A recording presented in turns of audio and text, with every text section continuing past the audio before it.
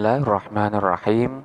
Pembahasan kali ini adalah merupakan lanjutan dari pembahasan sebelumnya, yaitu terkait dengan macam i'rab, di mana i'rab itu sendiri ada 5. Yang pertama adalah i'rab dhahiri, dan ini sudah kita bahas. Selanjutnya juga i'rab taqdiri. Ini juga sudah kita bahas, dan selanjutnya yang akan kita bahas adalah i'rab mahalli, kemudian i'rab mahki, dan yang terakhir adalah i'rab musamma bih. Sebagaimana pada pembahasan terdahulu dinyatakan bahwa i'rab dhahiri adalah perubahan yang terjadi di akhir suatu kalimat dengan tanda i'rab yang tampak. Sementara untuk i'rab takdiri, perubahan yang terjadi di akhir kalimat dengan tanda i'rab yang tidak dapat ditampakkan, sehingga tanda i'rab yang ada ini dikira-kira atau diperkirakan. Jadi pada asalnya tanda i'rab yang ada dalam kalimat tersebut ada dan bisa ditampakkan, namun karena suatu hal penampakan tanda i'rab itu tidak dapat dilakukan. Untuk i'rab mahalli ini berbeda dengan i'rab takdiri, sekalipun sama-sama tidak dapat menampakkan tanda i'rab yang ada. Namun bedanya, manakala pada i'rab takdiri pada asalnya tanda i'rab itu ada dan dapat ditampakkan, namun karena suatu hal dan kondisi maka penampakan daripada tanda i'rab itu tidak dapat dilakukan. Manakala untuk i'rab mahalli, tanda i'rab itu pada asalnya memang benar-benar tidak dapat ditampakkan dan juga tidak dapat diperkirakan. Jadi ini bedanya dengan i'rab takdiri. Jadi pada i'rab mahalli, tanda i'rabnya ini memang pada asalnya tidak dapat ditampakkan sekalipun dia berada di dalam kondisi i'rab tertentu, dan juga di sini tidak ada perkiraan daripada tanda i'rabnya. Lebih lanjut, kita akan bahas lebih rinci tentang i'rab mahalli dan kedua i'rab yang lainnya. Yang pertama kita bahas tentang al-i'rab al-mahalli. Mahalli ini maknanya adalah tempat, sehingga al-i'rab mahalli maknanya adalah perubahan yang terjadi hanya pada tempatnya saja atau hanya dalam statusnya saja, sehingga tanda i'rab tidak dapat ditampakkan dan tidak pula diperkirakan. Berbeda dengan i'rab takdiri. Kita akan melihat perbedaan keduanya. Pada i'rab takdiri, tanda i'rabnya ini pada asalnya ada. Kita ambil contoh saja seperti lafaz al-hadi. Al-hadi ini termasuk daripada isim mangkus, di mana ketika lafaz al-hadi ini berada dalam keadaan rofa atau dalam keadaan jer, tanda i'rab yang ada ini ada. Namun karena suatu hal, tanda i'rab ketika dalam keadaan rofa ataupun jer ini tidak dapat ditampakkan. Kita ambil contoh seperti lafaz jaa al-hadi. Selanjutnya marartu bil hadi. Pada asalnya kita akan membaca ja'al hadiyu, di mana lafaz al-hadi ini adalah fa'il daripada lafaz ja'a, sehingga fa'il itu harus rofa dan tanda rofaknya dengan menggunakan dhammah. Demikian pula dengan lafaz marartu bil hadiyi. Al-hadi ini dalam keadaan jer sebab dimasukin oleh huruf jer. Tanda jernya dengan menggunakan kasroh. Namun tanda i'rab yang berupa dhammah ataupun tanda i'rab yang berupa kasroh ini tidak dapat ditampakkan menurut orang Arab. Kenapa? Karena menurut orang Arab, harkat dhammah ataupun harkat kasroh ketika berada pada huruf ya yang ada di akhir itu dinyatakan sebagai harkat yang berat, sehingga manakala dipaksakan maka bacaan daripada lafaz tersebut akan menjadi berat. Ja'al hadiyu marortu bil hadi. Ini berat menurut orang Arab. Sehingga kedua harkat tersebut haruslah dibuang atau tidak ditampakkan. Maka huruf ya yang ada di akhir setelah harkatnya ini dibuang, maka keadaannya menjadi sukun. Ja'al hadi marortu bil hadi. Jadi pada asalnya harkat tersebut ada, namun karena suatu hal maka harkat tersebut tidak dapat ditampakkan. Sehingga sekalipun harkat ini tidak dapat ditampakkan, namun harkat yang ada ini tetaplah diperkirakan pada lafaz tersebut. Jadi ketika kita katakan al-hadi dalam keadaan rofa, tanda rofanya dengan menggunakan dhammah yang dikira-kira pada ya, sebab huruf ya dinyatakan berat menerima harkat dhammah ketika ya tersebut berada di akhir kalimat. Begitu juga dengan harkat kasroh. Ini untuk lafaz yang mengalami i'rab takdiri. Namun untuk lafaz yang mengalami i'rab mahalli, tanda i'rab yang ada ini pada asalnya memang tidak dapat ditampakkan, sehingga di sini tidak perlu ada perkiraan. Contohnya yang terjadi pada lafaz anta muslimun. Anta adapun kamu, muslimun ialah orang muslim.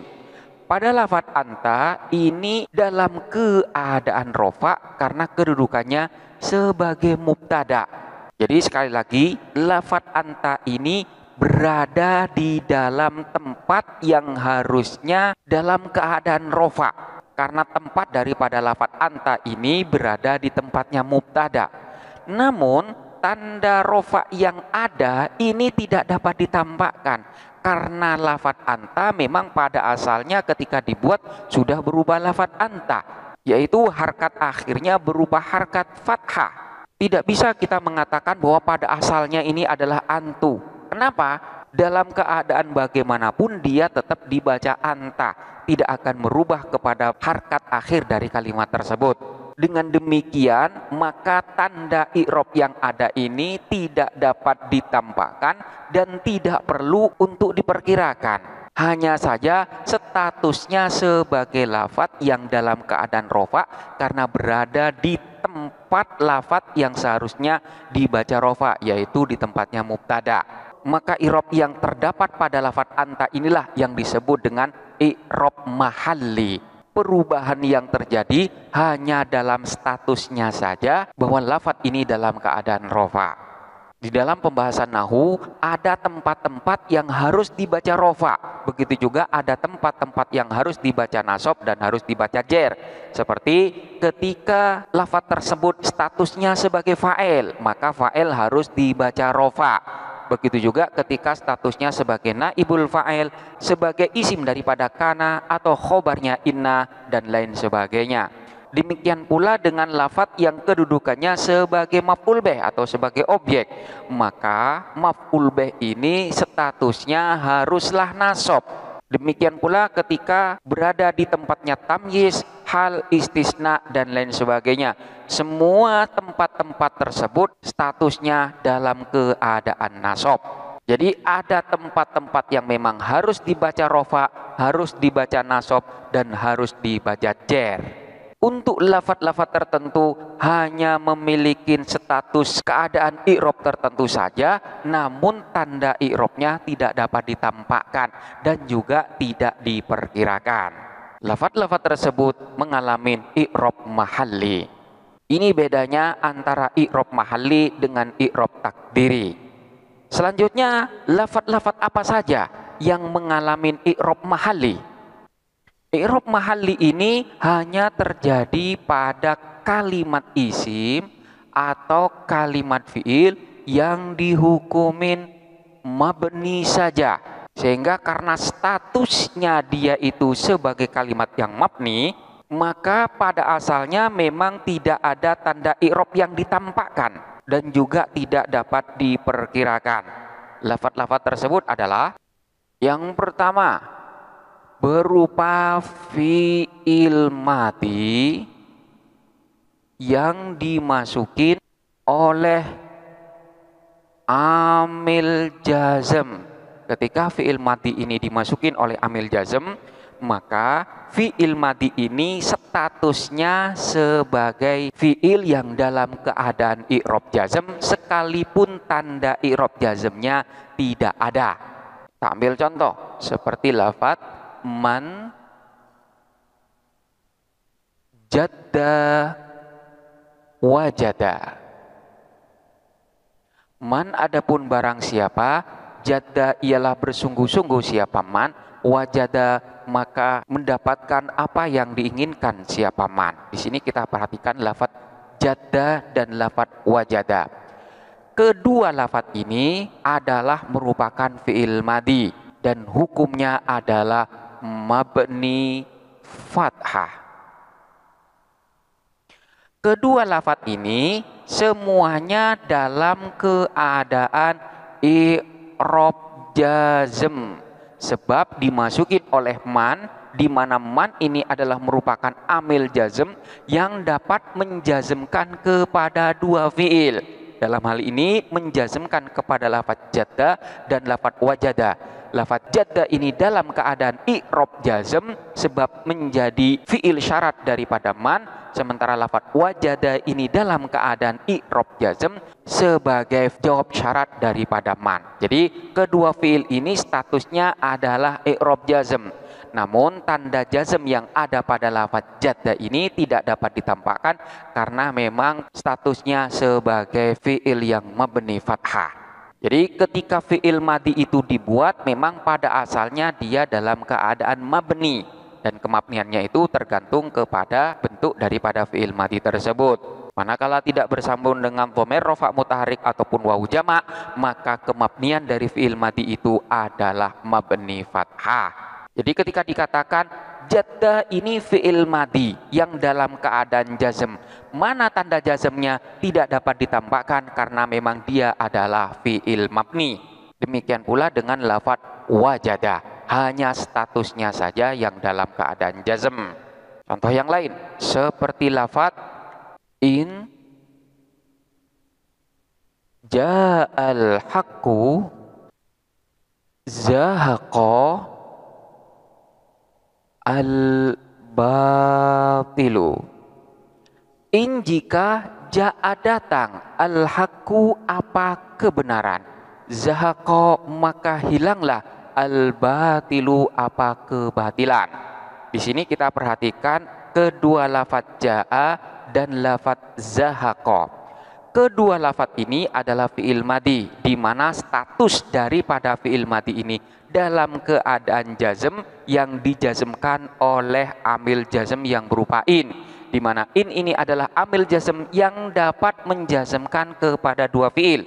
Jadi status daripada ja'a dan zahaqa ini semuanya dalam keadaan jazm, namun tanda jazmnya tidak dapat ditampakkan dan juga tidak dapat diperkirakan. Kenapa? Karena memang asal pembuatan daripada lafaz ja'a dan lafaz zahaqa ini semuanya mabni. Dalam keadaan bagaimanapun tetap akan dibaca ja'a atau tetap dibaca zahaqa. Tidak akan dibaca ja'u ataupun ja'i. Oleh karena itu tanda i'rab yang ada pada lafaz ja'a ataupun zahaqa ini tidak ada dan tidak dapat ditampakkan serta tidak dapat diperkirakan. Hanya statusnya saja dalam keadaan jazm. Ini yang pertama, yaitu terjadi pada fi'il madhi ketika fi'il madhi tersebut dimasukin oleh amil jazm. Kemudian yang kedua, terjadi pada fi'il mudhari yang bersambung dengan nun niswah atau nun jama' inas. Pada asalnya fi'il mudhari ini adalah satu-satunya kalimat fi'il yang dihukumin mu'rab.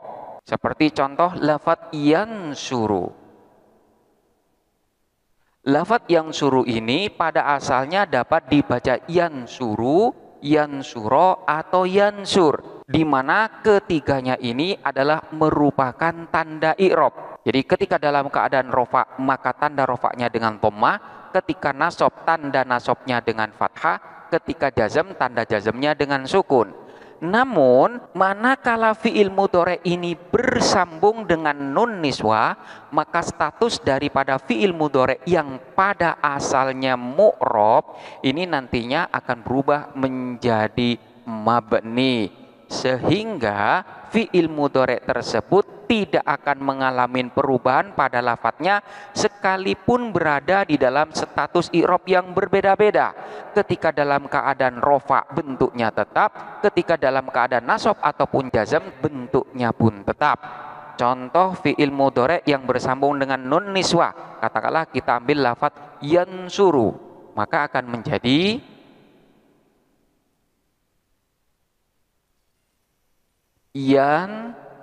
surna, di mana fi'il mudhari ini dimabnikan sukun. Jadi nunnya ini adalah nun niswah. Dalam keadaan bagaimanapun lafadz surna ini tetap dimabnikan sukun. Katakanlah di sini at-talibatu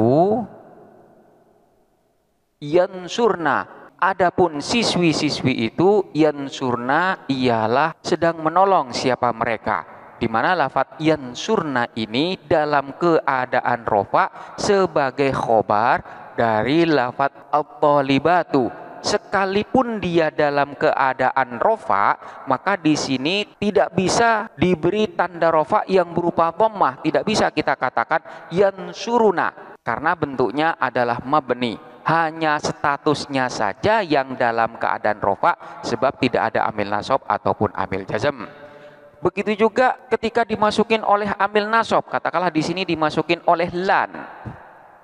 At-talibatu lan yansurna, bentuknya tetap sekalipun dalam keadaan nasab. Atau dimasukin oleh amil jazm yaitu lam, bentuknya juga tetap at-talibatu lam yansurna, sehingga ketika dalam keadaan rofa, nasab ataupun jazm, tanda i'rab yang ada ini tidak dapat ditampakkan karena bentuknya sebagai fi'il yang mabni. Ini yang kedua. Kemudian lafadz yang mengalami i'rab mahalli yang ketiga ini tetap terjadi pada fi'il mudhari yang bersambung dengan nun taukid. Nun taukid itu adalah nun yang berfungsi untuk menguatkan atau mengokohkan suatu pernyataan. Sama dengan yang nomor 2 tadi. Status daripada fi'il mudhari ketika bersambung dengan nun taukid ini adalah mabni. Sehingga dalam keadaan bagaimanapun bentuk fi'il mudhari ini tidak akan berubah. Contohnya seperti lafadz yansuru ketika bersambung dengan nun taukid akan menjadi yansuron atau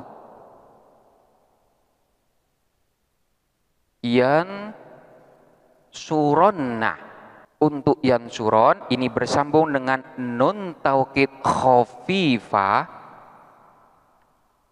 Untuk yansuronna ini ketika bersambung dengan nun taukid thaqilah. Khafifah bentuk nunnya ini sukun, thaqilah bentuk nunnya ini bertasydid. Yansuron dan yansuronna, dalam keadaan bagaimanapun bentuk fi'il mudhari'nya ini tetap dimabnikan fathah, baik dalam keadaan rofa, nasab ataupun jazm. Seperti huwa yansuronna, huwa adapun dia, yansuronna ialah sedang menolong sungguh siapa dia. Lafadz yansuron ini statusnya sebagai fi'il mudhari yang dalam keadaan rofa, sebab di sini tidak dimasukin oleh amil nasab ataupun amil jazm. Lalu mana tanda rofa'nya? Tanda rofa'nya ini tidak dapat ditampakkan karena lafadz yansuronna bentuknya adalah mabni. Begitu juga ketika dalam keadaan nasab, seperti ketika dimasukin oleh amil nasab lan, bentuknya tetap huwa lan yansuron, atau dimasukin oleh amil jazm huwa lam yansuron, tetap dimabnikan fathah, tidak berubah. Hanya statusnya saja dia berada dalam keadaan i'rab tertentu, namun secara lafadz dia mabni atau bentuknya tetap tidak berubah. Sehingga i'rabnya adalah i'rab mahalli, mengalami perubahan i'rab dalam statusnya saja. Kemudian yang keempat, ini terjadi pada isim-isim yang masuk dalam kategori isim mabni. Di antaranya adalah yang pertama, isim dhomer. Isim dhomer ini selamanya mabni, bentuknya tidak akan berubah sekalipun dimasukin oleh amil apapun. Kita ambil contoh seperti lafadz anta qara'ta al-Qur'ana. Anta, adapun kamu, qara'ta ialah telah membaca, siapa kamu, al-Qur'ana kepada Al-Qur'an. Kita perhatikan lafadz anta dan lafadz ta. Kedua lafadz ini adalah isim dhomer yang bentuknya selamanya tetap. Jadi ketika bermana kamu, ya anta. Manakala nanti harkatnya dirubah, katakanlah menjadi anti, maka maknanya pun akan berubah. Jadi ketika dibaca anta, maka memiliki makna tertentu dan tidak akan memiliki makna yang lain. Jadi anta, adapun kamu, qara'ta ialah telah membaca, siapa kamu. Jadi bentuknya ini tetap. Untuk yang pertama, lafadz anta ini dalam keadaan rofa sebagai mubtada, namun tanda rofanya tidak dapat ditampakkan, hanya statusnya saja dalam keadaan rofa, i'rab mahalli. Begitu juga dengan dhomer ta, ini dalam keadaan rofa karena berkedudukan sebagai fa'il, dan fa'il hukumnya adalah rofa. Jadi ini statusnya dalam keadaan rofa, namun tanda rofanya tidak dapat ditampakkan. Kemudian yang selanjutnya, ini berupa isim syarat. Isim syarat juga termasuk dari isim mabni. Contohnya seperti lafadz ma taqra yufidka, ma kepada apapun, taqra membaca siapa kamu, yufidka maka akan memberikan manfaat apa, maka kepadamu. Di sini kita perhatikan lafadz ma. Ma ini adalah merupakan isim syarat, sekaligus dia juga merupakan amil jazm yang dapat menjazmkan kepada dua fiil, di mana lafadz taqra ini menjadi fiil syarat, sementara lafadz yufid ini adalah fiil yang kedua yang menjadi jawab syarat. Kedua fiil ini semuanya dijazmkan oleh ma.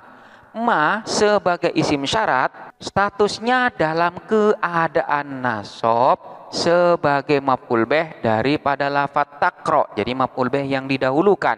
Namun tanda nasab daripada ma ini tidak dapat ditampakkan karena bentuk daripada ma itu sendiri adalah sebagai isim yang mabni. Jadi nasab hanya statusnya saja, nasab dalam mahalnya saja.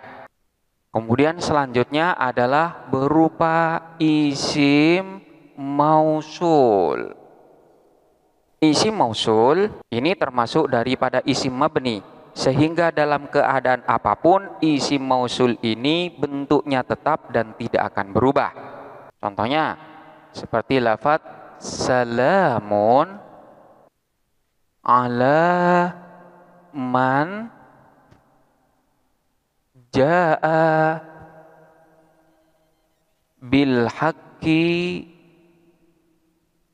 wal huda. Salamun, adapun kesejahteraan, alaman ialah atas orang, jaa yang datang, siapa man, bil haqqi dengan kebenaran, wal huda dan petunjuk. Kesejahteraan atas orang yang datang membawa kebenaran dan petunjuk. Di sini kita perhatikan lafadz man. Lafadz man ini adalah isim mausul. di mana bentuknya tidak akan berubah, selamanya akan dibaca man. Dan posisi daripada man ini dalam keadaan jer karena dimasukin oleh huruf jer ala. Tanda jer daripada man ini tidak dapat ditambahkan karena bentuknya mabni, namun statusnya saja dalam keadaan jer. Contoh yang lain seperti lafaz huwa alladzi ja'ala lakum al-ardha dhalulan. Huwa alladzi ja'ala lakumul ardha dhalulan. Huwa adapun dia Allah, alladzi ialah zat, ja'ala yang telah menjadikan, siapa huwa, lakum untuk kalian, al-ardha kepada bumi, dhalulan padahal dalam keadaan mudah dimanfaatkan. Dialah zat yang menjadikan bumi untukmu dalam keadaan mudah dimanfaatkan. Di sini kita perhatikan lafaz alladzi. Alladzi ini statusnya sama dengan man, yaitu sebagai isim mausul. Dalam susunan ini dia dalam keadaan rofa sebagai khobar daripada lafaz huwa. Namun di sini tetap dibaca alladzi karena bentuknya adalah mabni, sehingga tanda i'robnya ini tidak dapat ditampakkan dan juga tidak diperkirakan. Jadi hanya statusnya saja dalam keadaan rofa yang sama dengan lafaz man, hanya statusnya saja dalam keadaan jer. Kemudian yang selanjutnya adalah isim isyarah. Isim isyarah ini termasuk daripada isim mabni, sehingga bentuknya tidak akan pernah berubah sekalipun dalam keadaan apapun. Contohnya seperti lafaz hadza kitabun. Hadza adapun ini, kitabun ialah kitab. Lafaz hadza statusnya dalam keadaan rofa sebab menjadi mubtada, namun bentuknya tetap hadza, sehingga tanda i'robnya tidak dapat ditampakkan dan juga tidak diperkirakan. Contoh yang lain seperti lafaz la taqra al-kitaba hadza.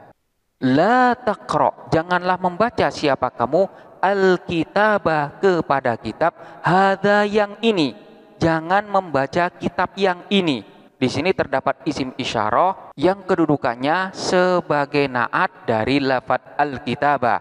Karena lafaz al-kitaba dibaca nasab, maka lafaz hadza ini pun i'robnya adalah nasab. Namun tanda nasabnya di sini tidak dapat ditampakkan dan juga tidak dapat diperkirakan karena bentuk daripada lafaz hadza ini adalah lafaz yang mabni, sehingga dalam keadaan apapun dia bentuknya tetap sebagaimana yang terjadi pada contoh yang pertama, yaitu hadza dalam keadaan rofa dengan bentuk yang sama yang terjadi pada lafaz hadza ketika dalam keadaan nasab. Kemudian selanjutnya adalah isim istifham. Isim istifham juga termasuk dari isim yang mabni. Contohnya seperti ma hadza atau man hadza. Ma hadza, ma ialah apakah, hadza adapun ini. Man ialah siapakah, hadza adapun ini. Ma dan man ini termasuk dari isim istifham yang mengandung makna pertanyaan. Di sini status i'robnya adalah rofa, namun tanda i'rob rofanya tidak dapat ditampakkan karena bentuknya adalah mabni dan tidak berubah sekalipun dalam keadaan apapun, sehingga tanda i'robnya tidak dapat ditampakkan dan juga tidak diperkirakan. Kemudian selanjutnya adalah sebagian dari dzaraf. Terdapat pula beberapa isim yang masuk dalam kategori dzaraf ini masuk dalam kategori isim mabni, seperti yang terdapat pada lafadz mata. Mata ini adalah isim syarat dan juga termasuk dzaraf. Jadi lafadz yang mengandung makna keterangan waktu. Mata, kapanpun. Contohnya dalam kalimat mata yatlu' an-naharu yakhruj al-amilu ila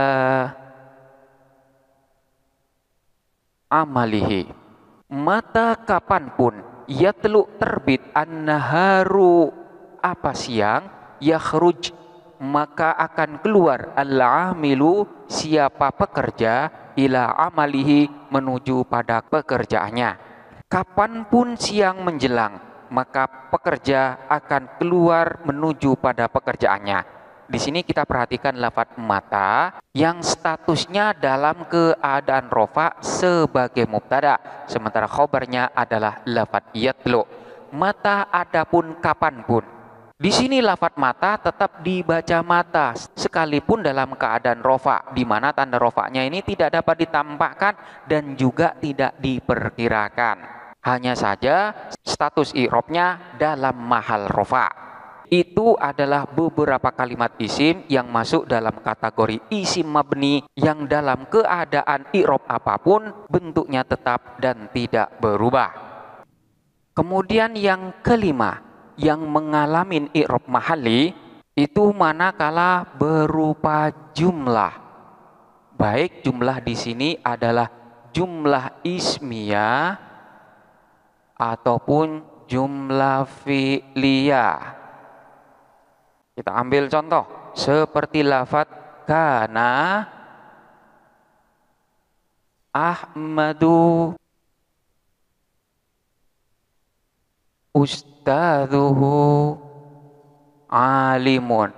Kana ada Ahmadu siapa Ahmad, ustadzuhu ialah adapun ustadznya Ahmad, alimun ialah alim. Di sini kita perhatikan lafadz ustadzuhu.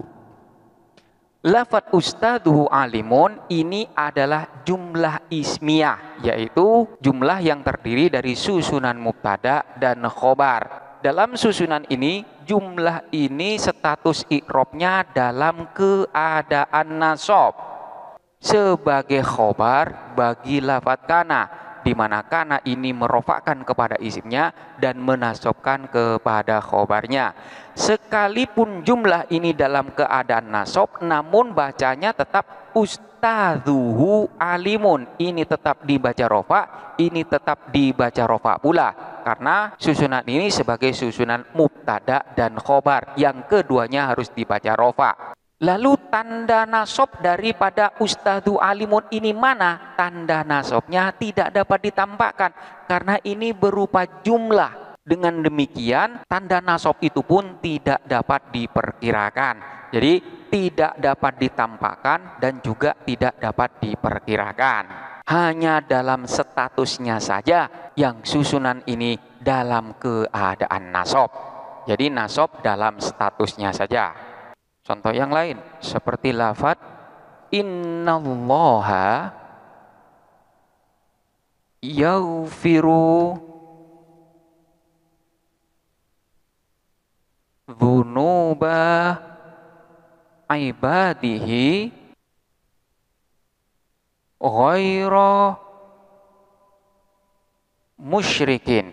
Innallaha sesungguhnya Allah yaghfiru ialah mengampunin siapa Allah dzunuba ibadihi kepada dosa-dosa hambanya ghaira musyrikin selain dosa musyrik. Di sini kita perhatikan lafadz yaghfiru. Yaghfiru ini adalah jumlah fi'liyah karena tersusun dari fi'il dan fa'il. Status i'rab daripada jumlah ini adalah dalam keadaan rofa sebagai khobar dari inna. Jadi kedudukannya sebagai khobar yang statusnya dalam keadaan rofa. Lalu apakah tanda rofanya itu adalah dhamma yang ada di akhir ini? Bukan. tanda i'rab rofa ini bukan karena sebagai khobar daripada inna, namun dia dirofakan sebab tidak dimasukin oleh amil nasab ataupun amil jazm. Lalu di mana tanda rofa daripada lafadz yaghfiru ini?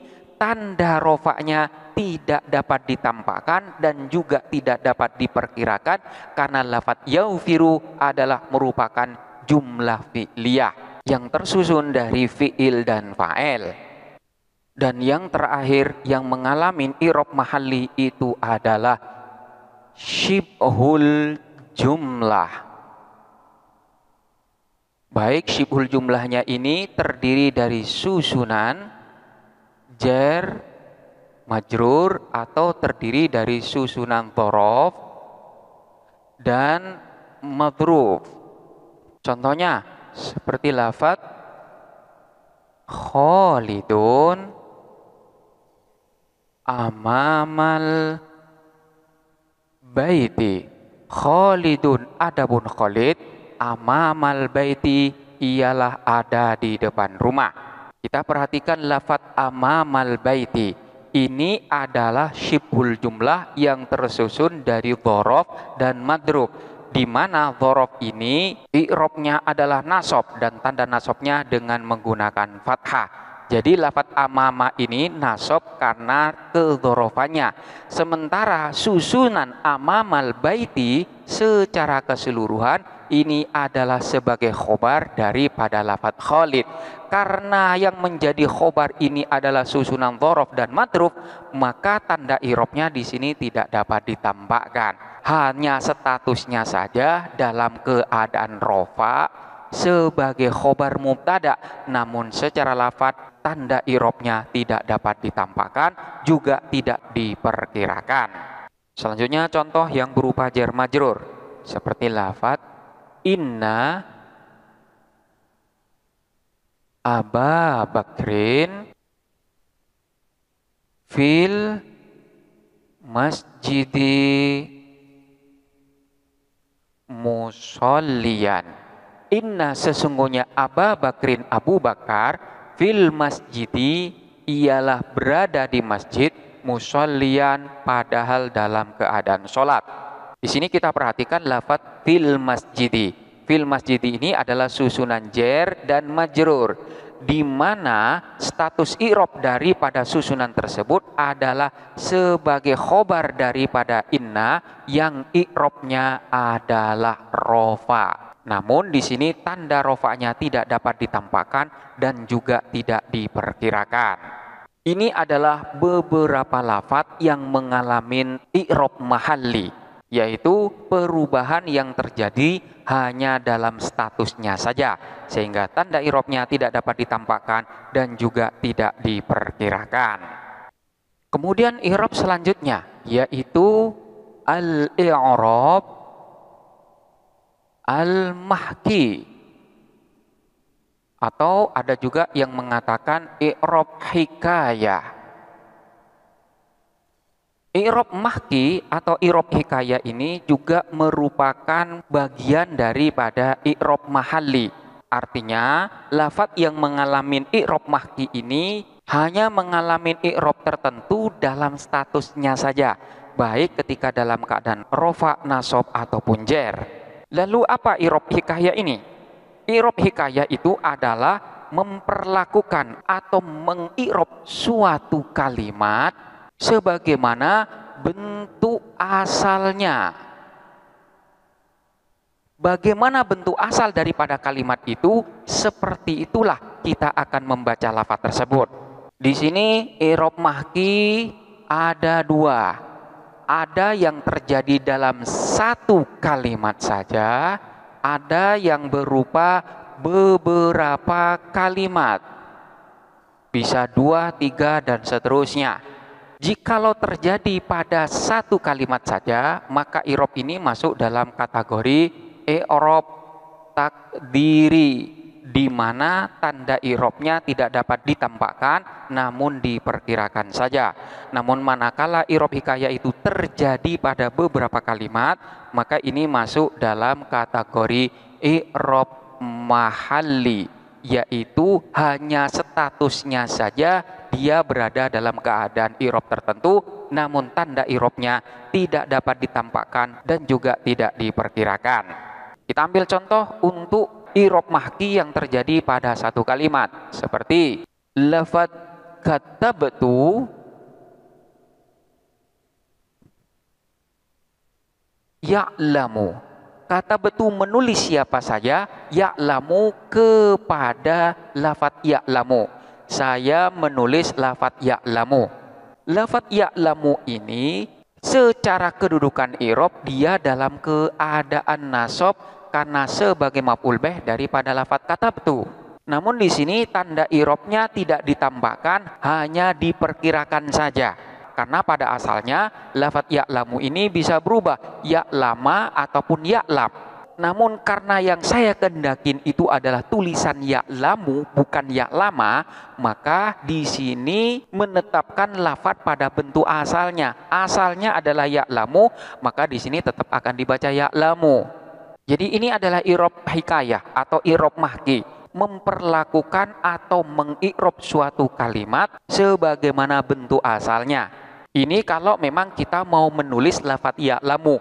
Manakala yang akan kita tulis itu nanti adalah berupa lafaz ya'lam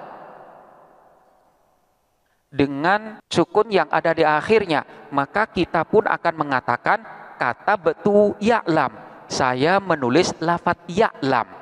Karena memang yang kita kendakin itu adalah lafaz ya'lam, maka kita memperlakukan atau mengi'rab daripada lafaz ya'lam ini sebagaimana bentuk asalnya. Bentuk asalnya ya'lam, ya kita tulis ya'lam. Kata betul ya'lam, sekalipun dalam status i'rab dia dalam keadaan nasab sebagai maf'ul bih daripada lafaz kata betul.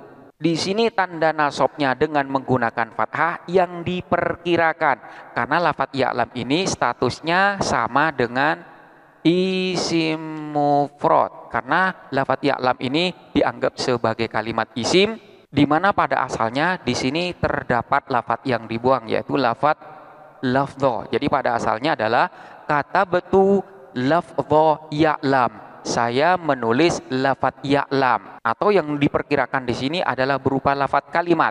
Kata betul kalimat ya'lam. Saya menulis kalimat ya'lam, di mana lafaz ya'lam itu posisinya sebagai mudhof ilaih dan mudhof ilaih adalah kalimat isim. Jadi di sini tanda i'rabnya diperkirakan, yaitu dengan menggunakan fathah yang tidak ditampakkan. Ini manakala i'rab mahki itu terjadi pada satu kalimat di mana status i'rabnya masuk dalam kategori i'rab takdiri. Kemudian manakala i'rab mahki itu terjadi pada beberapa kalimat, maka statusnya masuk dalam kategori i'rab mahalli. Hanya statusnya saja yang berada dalam keadaan i'rab tertentu. Contohnya seperti lafaz qara'tu la ilaha illallahu. Qara'tu membaca siapa saya, la ilaha illallah kepada lafaz la ilaha illallah, di mana lafaz la ilaha illallah ini terdiri dari beberapa kalimat. Maka status i'rab daripada lafaz la ilaha illallah ini masuk dalam kategori i'rab mahalli yang tanda i'rabnya tidak ada dan tidak diperkirakan. Hanya status i'rabnya saja yang dalam keadaan nasab. Contoh yang lain seperti lafaz sami'tu hayya 'alas sholati. Sami'tu mendengar siapa saya, hayya 'alas sholah kepada perkataan hayya 'alas sholah. Di sini susunan lafaz hayya 'alas sholah kedudukan i'rabnya dalam keadaan nasab sebagai maf'ul bih dari lafaz sami'tu, di mana tanda i'rabnya itu tidak dapat ditampakkan dan tidak diperkirakan karena i'rabnya masuk dalam kategori i'rab mahalli. Jadi di sini bacaannya tetap la ilaha illallah, tetap dibaca la ilaha illallah. Begitu juga dengan lafaz hayya 'alas sholah dibaca hayya 'alas sholah. Demikian pula manakala terjadi dalam satu kalimat, bacaannya tetap sebagaimana yang kita kehendakin. Manakala kita kehendakin dengan lafadz yang seperti tadi, ya'lamu, maka di sini tetap dibaca ya'lamu. Dalam keadaan rofa, nasab ataupun jer tetap dibaca ya'lamu. Begitu juga manakala yang kita kehendakin adalah berupa lafadz ya'lam, maka dalam keadaan i'rab apapun tetap dibaca ya'lam. Karena memang asalnya kita mengendakin lafadz ya'lam dan tidak mengendakin lafadz yang lain sebagaimana pada contoh yang telah dijelaskan sebelumnya. Ini adalah i'rab mahki, yaitu memperlakukan suatu kalimat sebagaimana bentuk asalnya. Lalu bagaimana cara kita mengi'rab lafadz yang mengalami i'rab mahki ini? Katakanlah seperti tadi, lafadz qara'tu ya'lamu, di mana lafadz ya'lamu itu status i'rabnya dalam keadaan nasab. Maka cara mengi'rabnya adalah ya'lamu maf'ulun bihi mansubun wa alamatu nasbihi fathatun muqaddaratun alal hikayati. Jadi lafadz ya'lamu ini dalam keadaan nasab sebagai maf'ul bih dan tanda nasabnya dengan menggunakan fathah yang dikira-kira atas bentuk hikayah. Bentuk hikayah itu adalah bentuk asal daripada lafadz yang dikehendaki. Selanjutnya, cara mengi'rab lafadz qara'tu la ilaha illallah. Maka al-jumlatu min la ilaha illallah fi mahalli nasbin maf'ulun bihi mansubun alal hikayah. Jumlah yang terdiri dari susunan la ilaha illallah ini dalam mahal nasab sebagai maf'ul bih dan dinasabkan atas hikayah, yaitu membaca jumlah tersebut sebagaimana bentuk asalnya. Dan kemudian yang terakhir adalah al-i'rab al-musamma bihi, i'rab musamma bih. Sebenarnya i'rab musamma bih ini sama dengan i'rab mahki, yaitu memperlakukan atau mengi'rab suatu kalimat sebagaimana bentuk asalnya. Namun untuk i'rab musamma bih di sini dikhususkan pada kalimat isim yang sudah dijadikan sebuah nama. Jadi manakala sudah menjadi nama, maka bisa dikatakan sebagai i'rab musamma bih, sekalipun ini merupakan bagian daripada i'rab hikayah. I'rab musamma bih ini juga ada dua. Ada yang terjadi pada satu kalimat atau nama yang terdiri dari satu kalimat. Ada yang berupa nama yang terdiri dari beberapa kalimat. Manakala nama tersebut terdiri dari satu kalimat atau satu kata saja, maka di sini i'rabnya masuk dalam kategori i'rab takdiri sebagaimana yang terjadi di dalam i'rab mahki tadi. Kemudian manakala nama tersebut terdiri dari beberapa kalimat atau beberapa kata, maka ini i'rabnya masuk dalam kategori i'rab mahalli, hanya di-i'rab dalam statusnya saja. Contohnya, ada orang yang bernama Muhammadun. Sejak nama itu dibuat, nama tersebut berupa Muhammadun, bukan Muhammadan ataupun Muhammadin atau Muhammad. Namanya adalah Muhammadun. Maka lafadz ini dalam keadaan i'rab apapun tetap dibaca Muhammadun. Contohnya, jaa Muhammadun, ro'aitu Muhammadun, marartu bi Muhammadun. Lafadznya tetap karena memang asalnya Muhammadun. Maka lafadz semacam ini dalam keadaan rafa, nasab ataupun jer dengan tanda i'rab yang dikira-kira. Jadi ketika dalam keadaan rafa, tanda rafa'nya dengan menggunakan dhammah yang dikira-kira, nasab dengan menggunakan fathah yang dikira-kira, dan jer dengan menggunakan kasroh yang dikira-kira. Cara mengi'rab di dalam bahasa Arab sama dengan tadi. Jadi ketika kita mengatakan ro'aitu Muhammadun, maka Muhammadun maf'ulun bihi mansubun wa alamatu nasbihi fathatun muqaddaratun alal hikayati. Jadi lafadz Muhammad ini dalam keadaan nasab sebagai maf'ul bih dari lafadz ro'aitu, dan tanda nasabnya dengan menggunakan fathah yang dikira-kira atas hikayah, yaitu atas lafadz yang dibaca sebagaimana bentuk asalnya. Selanjutnya, manakala nama tersebut terdiri dari beberapa kata atau beberapa kalimat. Katakanlah ada orang yang namanya berupa susunan ja'al haqqu. Orang tersebut namanya ja'al haqqu. Maka ketika dalam keadaan rofa, nasab ataupun jer tetap dibaca ja'al haqqu. Jadi ja'al haqqu, ra'aitu ja'al haqqu, marartu bija'al haqqu, sama dengan lafadz Muhammad. Bedanya hanya ini terdiri dari beberapa susunan kata saja. Dalam hal ini status i'rabnya adalah i'rab mahalli, yaitu hanya statusnya saja dalam keadaan i'rab tertentu. Jadi statusnya hanya rofa, nasab ataupun jer, namun tanda i'rabnya tidak ada dan tidak diperkirakan. Katakanlah di sini dikatakan akramtu ja'al haqqu, memuliakan siapa aku, ja'al haqqu, kepada ja'al haqqu. Manakala di i'rab dengan menggunakan bahasa Arab, maka i'rabnya adalah wal jumlatu min ja'al haqqu fi mahallin nasbin maf'ulun bihi mansubun alal hikayah.